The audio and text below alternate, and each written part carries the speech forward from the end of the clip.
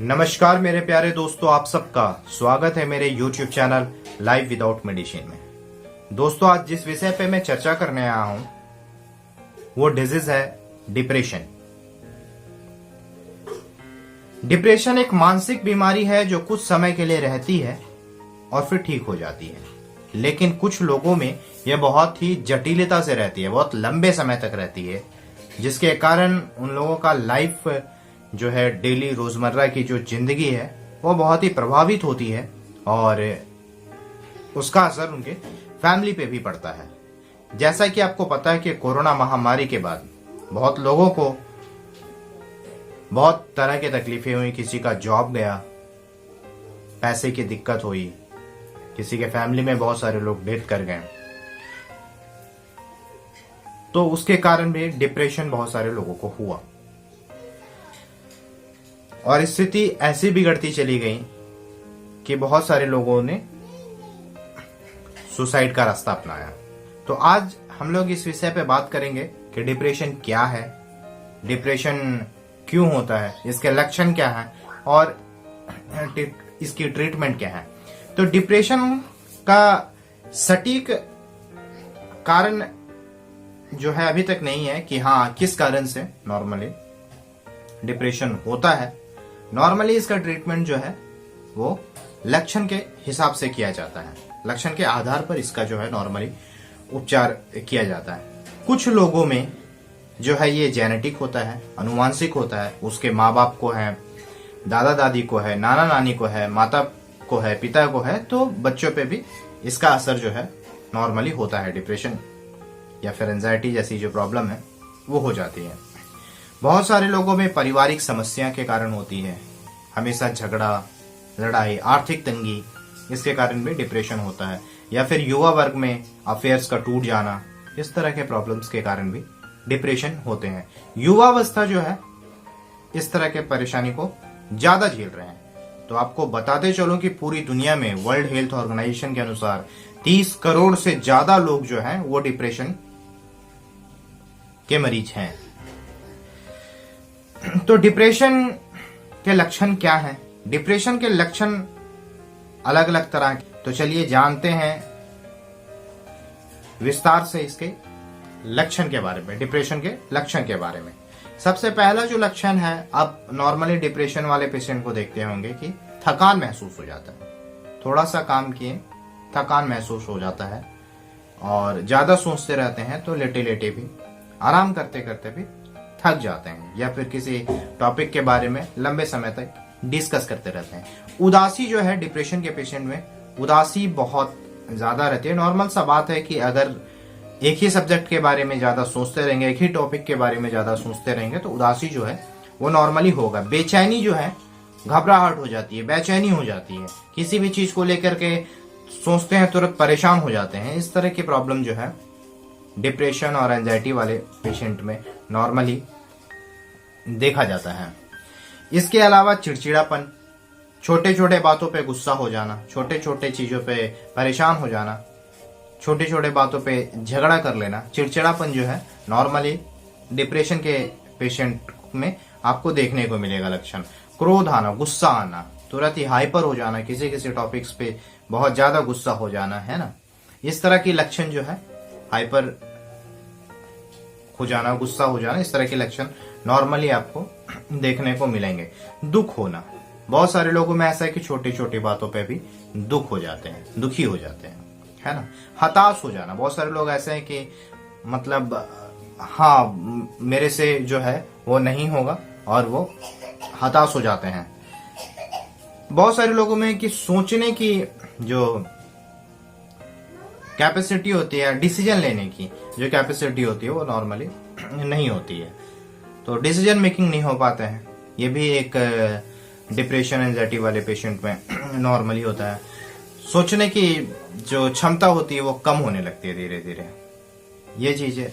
कुछ लोगों में ऐसा होता है कि असमर्थ दिखा देते हैं कि हाँ मैं जो है ये काम नहीं कर पाऊंगा, ये मेरे लायक नहीं है और मुझे नहीं करना, बहुत सारे हल्के हल्के कामों में भी।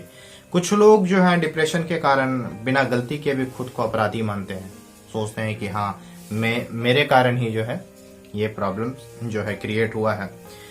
बहुत सारे लोग जो लॉन्ग टर्म तक मेडिसिन खा रहे हैं या फिर लॉन्ग समय से ड्रिंक कर रहे हैं, स्मोकिंग कर रहे हैं या फिर नशा के आदी हैं, उन लोगों को भी डिप्रेशन का प्रॉब्लम होता है, एंजाइटी का प्रॉब्लम भी होता है।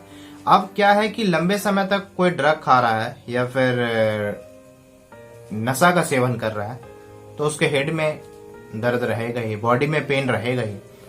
तो डिप्रेशन के कारण भी जो है इस तरह का प्रॉब्लम हो सकता है कि पूरे बॉडी में पेन रहेगा, है ना, हेड में पेन रहेगा, मसल्स वगैरह में, मांसपेशियों में भी जो है वो इस तरह का पेन रहता है। बहुत सारे लोग जो है किसी भी एक्टिविटी में भाग लेना नहीं चाहते हैं, तो मतलब डरे डरे से रहते हैं। अब क्या है कि जो ये लक्षण, मुख्य लक्षण है, बहुत सारे लोगों में ट्रीटमेंट की जो बात की जाए तो कुछ लोग ऐसे हैं कि मान लीजिए कि मांसपेशियों में दर्द है, हेड में एचे है, डॉक्टर के पास जाते हैं, मेडिसिन ले लेते हैं, मेडिकल स्टोर में जाते हैं, पेन किलर खा लेते हैं, लेकिन सही दिशा में ट्रीटमेंट नहीं कराते हैं। कि किस कारण से बहुत सारे लोग ऐसे कि ट्रीटमेंट अलग अलग जगह पे अलग अलग बीमारी के करा रहे हैं, लेकिन डिप्रेशन या एंजाइटी होने के कारण भी उनको इस तरह की प्रॉब्लम हो सकती है। तो ये समझना सबसे ज्यादा जरूरी है कि हाँ, ये डिजीज अगर में जो हुआ है, पेन हो रहा है या फिर लंबे समय से हो रहा है, तो किस कारण से हो रहा है, ये जानना बहुत ज्यादा जरूरी है। तो अब रही बात की लक्षण हो गया, ट्रीटमेंट क्या करें।